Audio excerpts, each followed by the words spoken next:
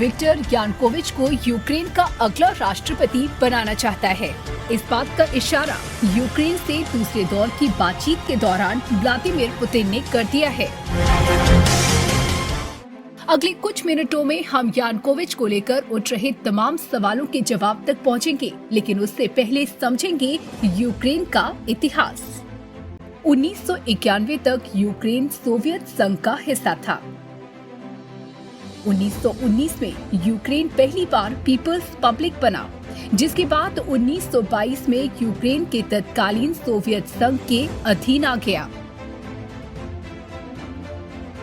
तब से अब तक यूक्रेन ने 7 राष्ट्रपतियों का शासन देखा है, जिनमें वोलोडिमिर जेलेंस्की ऐसे राष्ट्रपति हैं जो युद्ध का दंश झेल रहे हैं। वहीं इससे पहले यूक्रेन के तीसरे राष्ट्रपति विक्टर युश्चेंको की कार्यकाल के दौरान हत्या का भी प्रयास किया गया था। विक्टर यानुकोविच यूक्रेन के पूर्व राष्ट्रपति हैं। यूक्रेनी खुफिया के मुताबिक यानुकोविच इस वक्त बेलारूस के मिन्स्क में हैं। इतना ही नहीं, क्रेमलिन उन्हें एक विशेष अभियान के लिए तैयार कर रहा है। क्रेमलिन पूर्व राष्ट्रपति यानुकोविच को यूक्रेन वापस लाने की तैयारी कर रहा है और माना जा रहा है कि कीव पर कब्जा करने के बाद विक्टर को यूक्रेन का अगला राष्ट्रपति घोषित किया जा सकता है।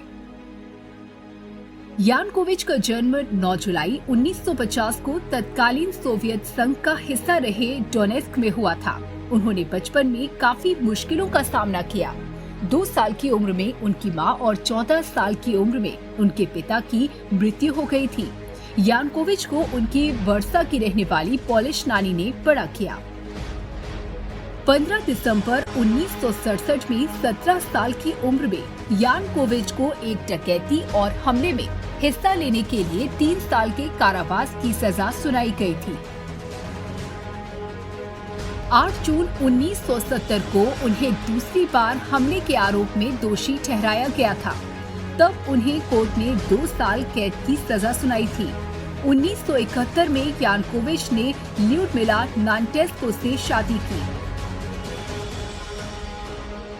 उनकी पत्नी येना कीयेव शहर के जज अलेक्जेंडर साजिन की भतीजी थी।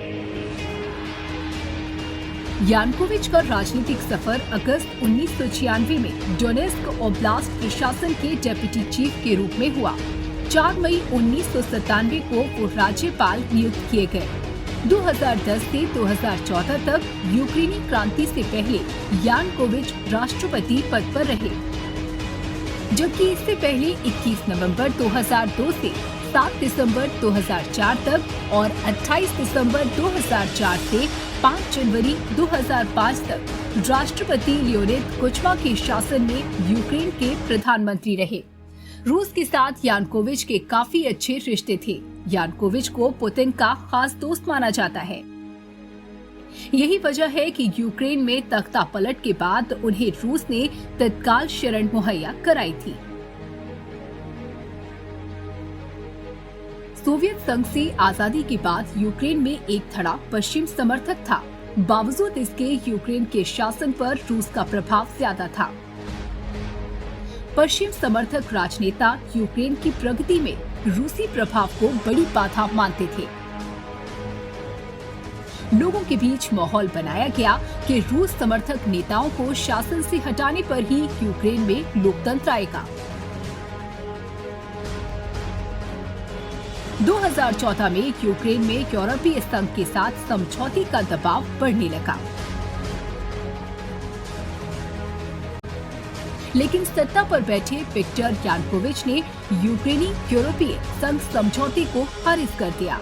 उनके इस फैसले के बाद यूक्रेनी क्रांति हुई और यानुकोविच को सत्ता से हटाकर 23 फरवरी 2014 को अलेक्जेंडर तुर्चिनोव को नया राष्ट्रपति बनाया गया। 7 जून 2014 को तुर्चिनोव की जगह पेट्रो पोरोशेंको यूक्रेन के नए राष्ट्रपति बने, तो वहीं 2019 में हुए चुनाव में वोलोडिमिर जेलेंस्की को जीत मिली।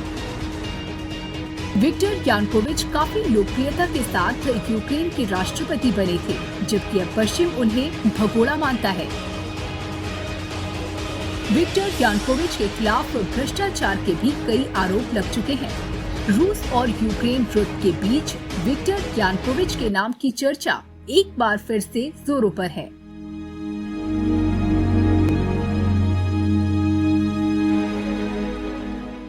हालांकि रूस की तरफ से विक्टर यानुकोविच की दावेदारी को लेकर कोई भी बयान नहीं आया है। बावजूद इसके अमेरिका और पश्चिमी देश आशंका जता रहे हैं कि पुतिन का लक्ष्य कीव पर कब्जा कर यूक्रेन में रूस समर्थित एक कठपुतली सरकार का गठन करना है। ऐसे में देखना होगा कि यानुकोविच को एक बार फिर से यूक्रेन का राष्ट्रपति बनाए जाने की पुतिन की मंशा क्या वाकई पूरी हो पाती है, और अगर यानुकोविच यूक्रेन के राष्ट्रपति बन भी गए तो यूक्रेन की जनता उन्हें कैसे अपनाती है। JMD स्पेशल डेस्क से नंदिनी लाक्षाकार की रिपोर्ट।